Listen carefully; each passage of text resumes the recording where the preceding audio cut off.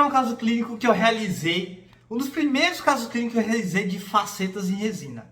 E de lá para cá, o que mudou? O que melhorou? O que será que eu tenho que melhorar? E esse vídeo é muito legal e muito importante você assistir até o final, porque você pode se identificar e ver o que você pode melhorar nessa caminhada junto comigo, né? Eu sempre sou muito criterioso, muito perfeccionista, sempre tento refinar cada vez mais os meus casos e agradar meu cliente. Assim eu me torno flexível e eu cada vez mais agrego mais técnicas e informações para resolver os meus problemas facilmente, beleza? Então, hoje com certeza você vai ter um aprendizado de anos que eu aprendi realizando facetas em resina e a gente vai ver como que foi esse meu primeiro caso clínico e o que eu acertei nele, o que eu errei e eu tenho acompanhado ele, beleza? Então, se inscreve no canal, curte esse vídeo aí que cada vez mais eu vou dar dicas totalmente práticas e dar informações preciosas para você no seu dia a dia melhorar seus casos clínicos com resinas e com facetas em resinas, beleza? Então, bora pro vídeo!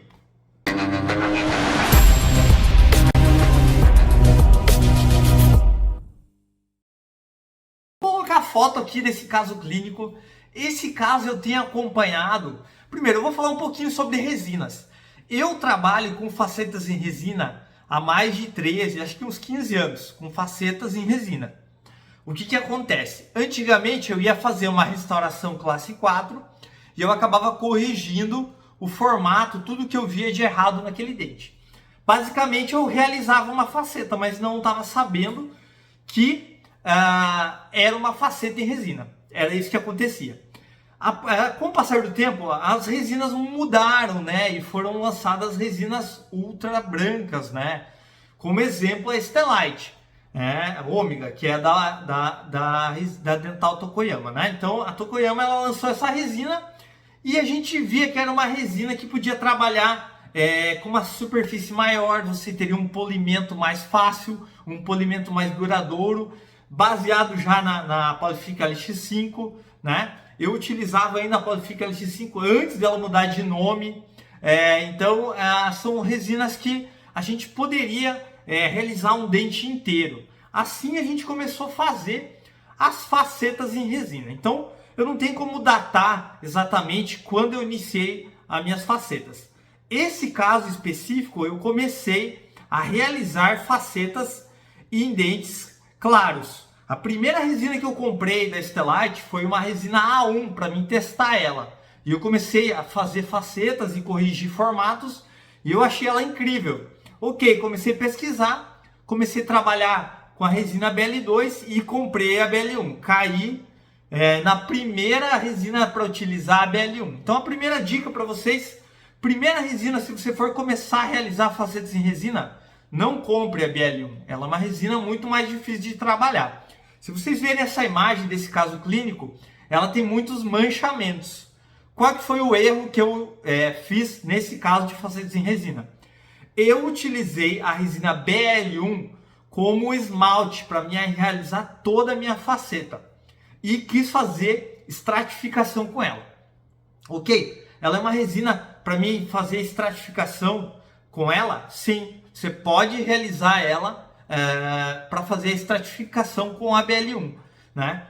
Diferente de alguns vídeos que eu falei que a resina BL1 não poderia ser utilizada, ela pode ser utilizada, você tem que estratificar ela. Então, se você que está iniciando, é mais complexo de utilizar ela, ok? Eu vou finalizar ela como esmalte, então, aí fica mais difícil. Eu prefiro sempre trabalhar com a BL2 para finalizar, ou a MW, ou outras resinas. Por quê? Porque a BL1 não foi feita para esmalte. É uma resina de esmalte, mas ela tem uma opacidade muito grande.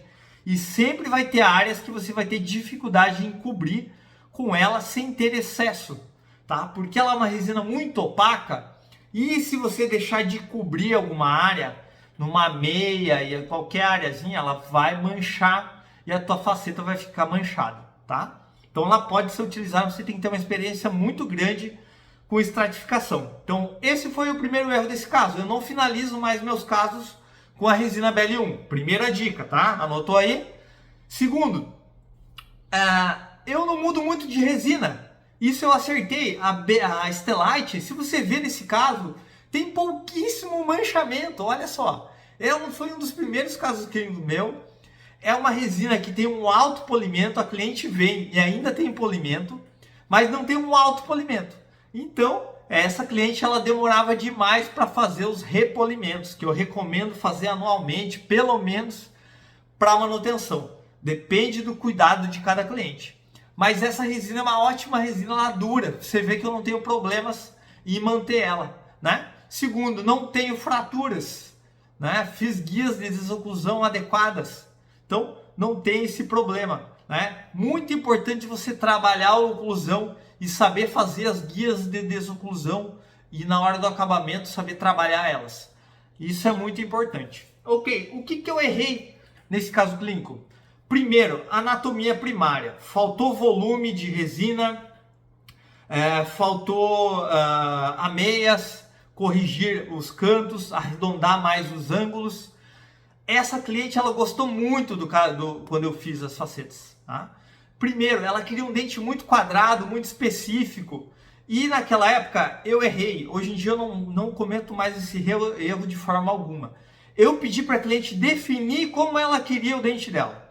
Ah, você quer bem quadrado, bem não sei o que? Eu quero quadrado, quadrado, quadrado.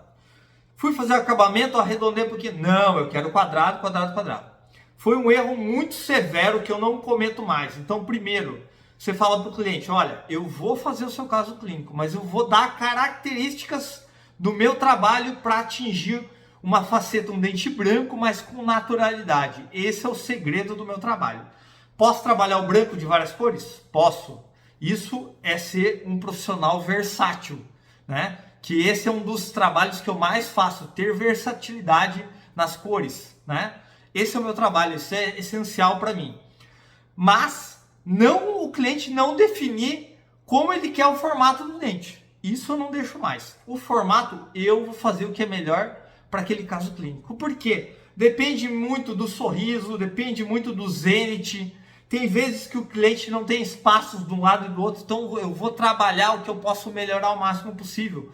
Porque eu estou trabalhando facetas em resina. E são dentes que eu só vou acrescentar resina e às vezes tem sua limitação. Então eu trabalho área de espelho para igualar dentes e assim por diante, tá? Então esse é um erro que você não deve cometer, que você está aprendendo esse vídeo não vai cometer, tá? Segundo, como eu falei, anatomia primária. Às vezes você tem que acrescentar mais volume, deixar os cantos arredondados e principalmente o que eu errei muito nesse caso, trabalhar muito bem as ameias, né? As ameias, geralmente eu deixo as ameias volumosas, trabalho os ângulos, as inclinações, as 3 inclinações. Nesse caso, eu até trabalhei um pouco, mas como era uma resina, quando eu tirava, começava a manchar, eu não sabia o que fazer, eu ficava, meu Deus do céu, vou ter que preencher agora, e deixava ali do jeito que estava, tá?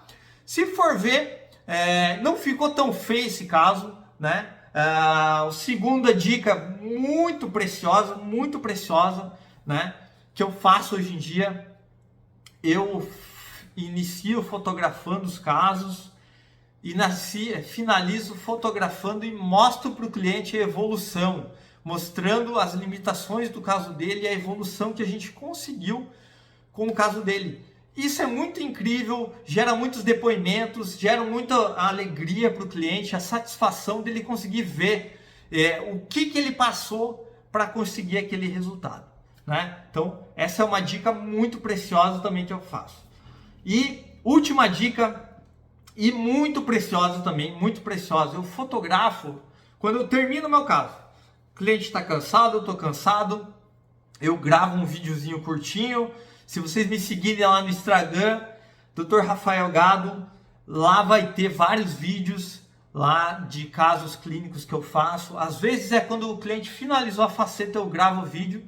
E tem vezes que o cliente não volta ou tem pouco tempo, eu acabo nem fotografando o caso refinado. Mas o importante é eu ser produtivo, né? Eu mostrar o meu trabalho para a minha cidade, para o meu bairro e assim por diante. Então, eu fotografo e eu vejo o que eu posso refinar no caso, né?